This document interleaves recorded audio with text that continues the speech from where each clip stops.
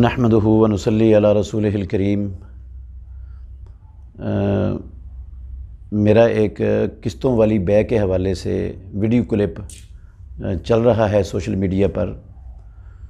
तो एक मोहतरम ने अपने किसी चाहने वाले को मुतमईन करने के लिए उसका जवाब लिखा है जो मेरे तक पहुंचा है।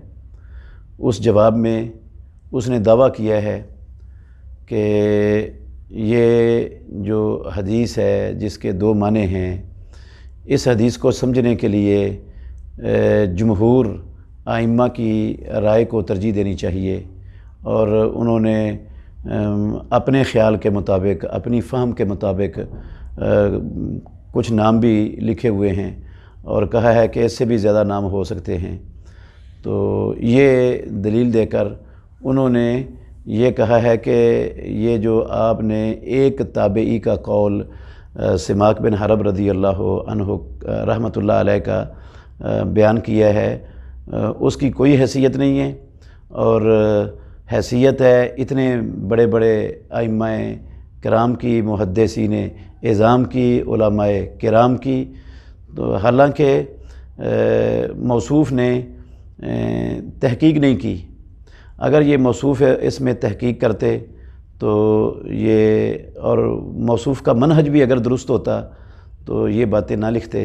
इसलिए कि मैंने सबसे पहली बात तो ये है कि सिमाक बिन हरब रहमतुल्लाह अलैह वो इस हदीस के रावी हैं, जलील कदर ताबई हैं, 80 सहाबा के शागिर्द हैं। मैंने उनके कौल को बतौर दलील के पेश किया ही नहीं। उनका कौल तो दलील है ही नहीं। दलील होती है अल्लाह के कुरान में या मदीने वाले इमाम मुहम्मदुर रसूलुल्लाह सल्लल्लाहु अलैहि वसल्लम के फ़रमान में। तो मैंने इस बै की हुर्मत के लिए, किस्तों वाली बै के हराम होने के लिए या उधार वाली बै के हराम होने के लिए, जिस बै में चीज़ की कीमत नगद मार्केट से ज़्यादा मुकर्रर कर दी जाती है, उसके मुतल्लिक़ मैंने रसूलुल्लाह सल्लल्लाहु अलैहि वसल्लम की हदीस पेश की है सुनन अबू दाऊद से, जिसके रावी अबू हुरैरा और अब्दुल्लाह बिन मसूद रदी अल्लाह अन्हुमा हैं। वो हदीस का जवाब तो इनके पास कोई नहीं है। सिर्फ़ अपने ख़्याल में उन्होंने कुछ लोगों की फ़हरिस्त बयान कर दी है कि ये जमहूर हैं और जमहूर की बात एक शख्स की बात पर राजी होनी चाहिए और इसको तरजीह देनी चाहिए। हालांकि ये जमहूर का दावा 100% बातिल है और गलत है। पहली बात ये है कि सहाबा रिज़वानुल्लाह अलैहिम अजमाइन के ज़माने में इस किस्तों वाली या उधार वाली, जिसमें उधार की वजह से या किस्तों की वजह से चीज़ की नगद मार्केट से कीमत बढ़ा दी जाए, इस बै के हराम होने में तमाम सहाबा का इत्तेफाक है। इस हवाले से अब्दुल्लाह बिन मसूद रदी अल्लाह ताला अन्हु और अब्दुल्लाह बिन अब्बास रदी अल्लाह ताला अन्हुमा दोनों की जो है ना वो राय और दोनों का फ़तवा इसके हराम होने के मुतालिक मौजूद है किताबों में। मैं वो पेश भी कर देता हूँ आपके सामने। तो हज़रत अब्दुल्लाह बिन मसूद रदी अल्लाह ताला अन्हु उनकी जो है ना वो है मुसन्नफ़ अब्दुर रज़्ज़ाक़ में फ़रमाते हैं, अब्दुल्लाह बिन अब्बास रदी अल्लाह ताला अन्हुमा इज़स्तक़मता बिनक़दिन व बेता बिनक़दिन फ़ला बास बिही व इज़स्तक़मता बेनक़दिन फ़बेता बेनसीयतिन फ़ला फ़इन्नमा ज़ालिका वारिकुन बेवरिकिन। ये है मुसन्नफ़ अब्दुर रज़्ज़ाक़, जिल्द नंबर 8, सफ़ा नंबर 236 और रकमुल हदीस है 15028।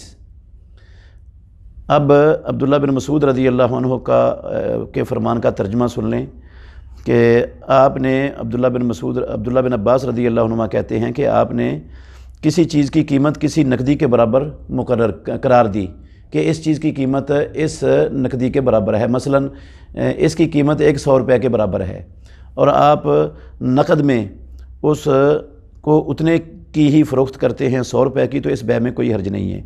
और अगर आपने एक बै की कीमत जो है ना वो एक मिक़दार नकदी की एक मिक़दार के बराबर करार दी, मसलन ये कहा कि इस चीज़ की कीमत 100 रुपये के बराबर है और आपने उधार पर वो 120 रुपये की बेच दी, तो वो सूद है। अब्दुल्लाह बिन मसूद, अब्दुल्लाह बिन अब्बास رضی اللہ تعالیٰ عنہما اس کو سود قرار دے رہے ہیں اور سود ہونے کی وجہ سے اس کو حرام قرار دے رہے ہیں، جیسا کہ پیارے پیغمبر محمد الرسول اللہ صلی اللہ علیہ وسلم نے اپنی وحی والی زبان سے اس کو سود ہونے کی وجہ سے حرام قرار دیا ہے۔ تو صحابہ رضوان اللہ علیہ مجمعین میں سے عبداللہ بن مسعود اور عبداللہ بن عباس رضی اللہ عنہم، ان میں سے ان کی رائے کا کوئی ایک صحابی بھی مخالف نہیں ہے۔ اور اس محترم نے بھی، جس نے میری بات کا جواب لکھا ہے، اس نے بھی کسی ایک صحابی کا تذکرہ نہیں کیا، تابعین سے شروع کیا ہے۔ اس کو بھی پتہ ہے کہ صحابہ میں سے ایک صحابی بھی نہیں ہے جو ان کی رائے کا قائل ہو۔ یہ مسئلہ قسطوں کی وجہ سے یا ادھار کی وجہ سے کسی چیز کے ریٹ کو بڑھانے کا یہ مسئلہ صحابہ کے دور میں تھا ہی نہیں، یہ مسئلہ پیدا ہی متاخرین کے دور میں ہوا ہے۔ تو متاخرین کے دور کے اندر پیدا ہونے والے مسئلے پر اگر چند علماء بعد کے جو ہے نا وہ اپنے کچھ شبہات کی بنا پر یا اپنی کچھ خواہشات کی بنا پر اگر وہ فتویٰ دے رہے ہیں یا کسی تقلید کی بنا پر دے رہے ہیں تو ان کی تو کوئی حیثیت نہیں ہے۔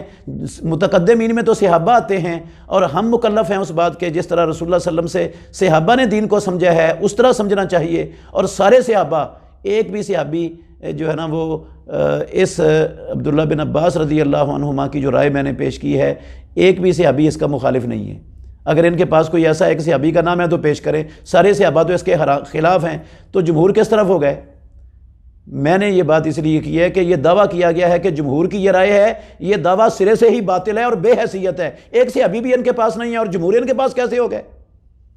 دوسری بات یہ ہے کہ جمہور میں جن کے نام لکھے ہوئے ہیں ان میں امام احمد بن حنبل رحمۃ اللہ علیہ، امام شافعی رحمۃ اللہ علیہ، شیخ الاسلام ابن تیمیہ رحمۃ اللہ علیہ، ان کے نام اس نے اس بیع کو جائز قرار دینے والوں میں لکھے ہیں، حالانکہ یہ صاف ان پر بہتان ہے اور وہ اس کو حرام سمجھتے ہیں اور سود ہونے کی وجہ سے انہوں نے اس کو حرام قرار دیا ہوا ہے۔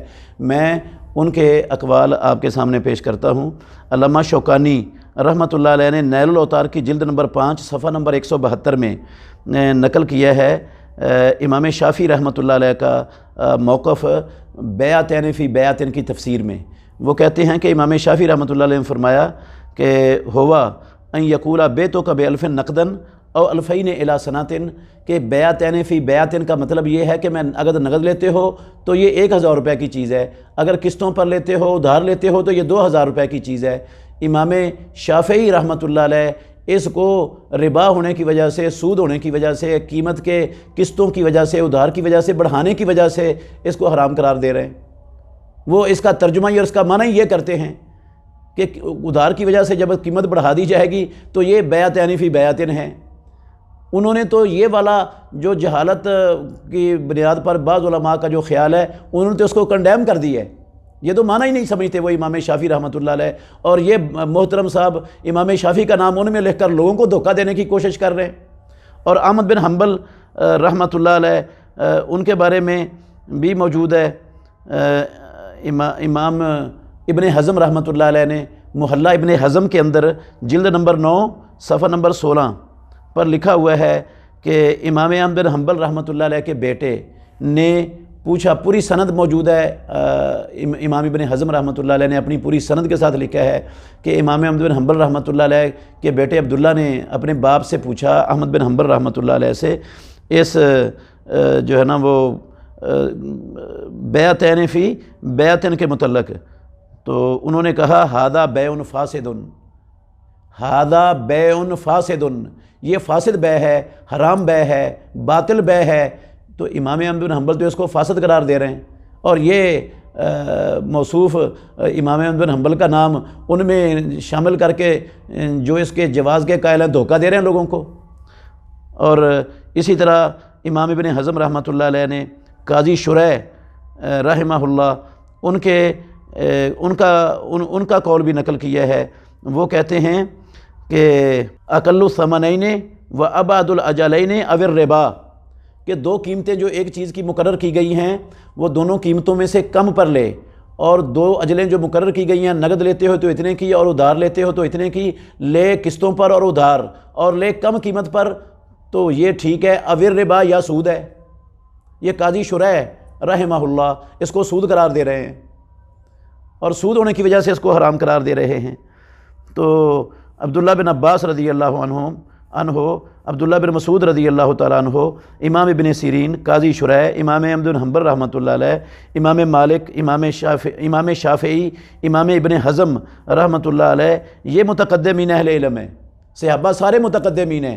اس موصوف نے تو صحابہ کو ویسے ہی متقدمین سے خارج کر کے ایسا عوام الناس کو دھوکہ دیا ہے، انا للہ و انا الیہ راجعون۔ افسوس ہے ان لوگوں پر جو ہے نا وہ اپنی خواہشات کو اور اپنی رائے کو ثابت کرنے کے لیے جو ہے نا وہ اصطلاحات بدلنے سے بھی گریز نہیں کرتے۔ تو یہ سارے ائمہ ہیں، صحابہ سارے ہیں، شیخ الاسلام ابن تیمیہ ہیں رحمۃ اللہ علیہ، اور احمد بن حنبل ہیں، سارے بڑے بڑے علماء کرام اس کو سود ہونے کی وجہ سے حرام قرار دیتے ہیں، اور جنہوں نے اس کو جہالت کی وجہ سے حرام قرار دیا ہے ان کی بات ہی غلط ہے۔ یہ حدیث کی تعویل ہی باطل ہے، اس لیے باطل ہے تعویل یہ حدیث کی کہ اس میں جہالت تو ہے ہی نہیں سرے سے۔ جہالت کس طرح ہے اس میں؟ بیچنے والے نے بتا دیا کہ یہ نقد لیتے ہو تو یہ 100 روپے کی ہے، مثلاً قسطوں پر لیتے ہو تو یہ 150 روپے کی ہے مثال کے طور پر۔ اب وہ لینے والا چیز لے جاتا ہے، یا تو وہ پیسے دے کے لے کے جائے گا تب بھی جہالت نہیں ہے، یا وہ پیسے نہیں دے گا ویسے چیز اٹھا کر لے جائے گا تب بھی جہالت نہیں ہے۔ جہالت کدھر ہے ادھر؟ جہالت کیسے ہے؟ پیسے دے گیا تو اس کا مطلب ہے نقد لے گیا ہے، نہیں دے گیا تو اس کا مطلب ہے ادھار لے گیا، یہ جہالت کدھر گئی ہے؟ بائع نے خود اختیار دیا ہے مشتری کو، بیچنے والے نے خریدار کو اختیار دیا ہے کہ یہ چیز نقد لیتے ہو تو اتنے کی ہے، ادھار لیتے ہو تو اتنے کی ہے، اور اس نے اس اختیار سے فائدہ اٹھا کر وہ ادھار چیز لے گیا، پیسے اس کو دیے نہیں۔ جہالت کدھر رہ گئی ہے اس میں؟ اس کو جہالت قرار دینا اور جہالت کی بنا پر اس کو غلط قرار دینا یہ بھی ناانصافی ہے۔ میں نے پہلے کلپ میں وضاحت کی تھی کہ جہالت اس میں بنتی نہیں ہے، کیونکہ رسول مکرم صلی اللہ علیہ وسلم اس بیع کو سود ہونے کی وجہ سے حرام قرار دے رہے ہیں، اور بعض علماء اس بیع کو جو ہے نا وہ جہالت کی وجہ سے حرام قرار دے رہے ہیں۔ اب اللہ کے نبی کی بات معتبر ہوگی یا بعض علماء کی بات معتبر ہوگی؟ تو اللہ کے نبی کی بات کا اعتبار ختم کر دیا اور علماء کی بات معتبر ہو گئی۔ ویسے بھی یہ آخری بات میں کر رہا ہوں، یہ یاد رکھنا چاہیے مسلمانوں کو کہ ساری دنیا کے علماء، محدثین، ائمہ ایک طرف ہوں، اگر ان کی بات رسول اللہ صلی اللہ علیہ وسلم کے خلاف ہو تو رسول اللہ صلی اللہ علیہ وسلم کی بات معتبر ہوتی ہے، یا کسی کی بات معتبر نہیں ہوتی۔ یہ جو ہے نا اس طرح نام لکھ کر اور لوگوں کو اکٹھے کر کے جو ہے نا وہ یہ دھوکہ دینے کی کوشش کرنا لوگوں کو کہ اتنے لوگ ہمارے پاس ہیں، یہ کوئی دلیل نہیں ہوتی۔ ایسے تو ہر باطل مذہب والا وہ اپنے ہزاروں لوگوں کو پیش کر دے گا کہ دیکھو یہ ہمارے پاس اتنے لوگ ہیں، تو پھر ان کے مذہب کو ہی آپ تسلیم کر لیں اگر اسی پر چلنا ہے تو۔ محمد الرسول اللہ صلی اللہ علیہ وسلم کے فرمان کے ہوتے ہوئے کسی کے قول کی اور کسی کی رائے کی کوئی قدر و قیمت اور کوئی حیثیت نہیں ہوتی۔ جو قول اللہ کے نبی کے فرمان کے مقابلے میں آئے گا اس کو رد کر دیا جائے گا اور رسول اللہ صلی اللہ علیہ وسلم کے قول کو مانا جائے گا۔ یہ ہے اللہ کا دین، اور یہی ہے صحابہ کا منہج، اور یہی ہے شیخ الاسلام ابن تیمیہ رحمۃ اللہ علیہ کا منہج، اور یہی ہے محدثین سب کا منہج۔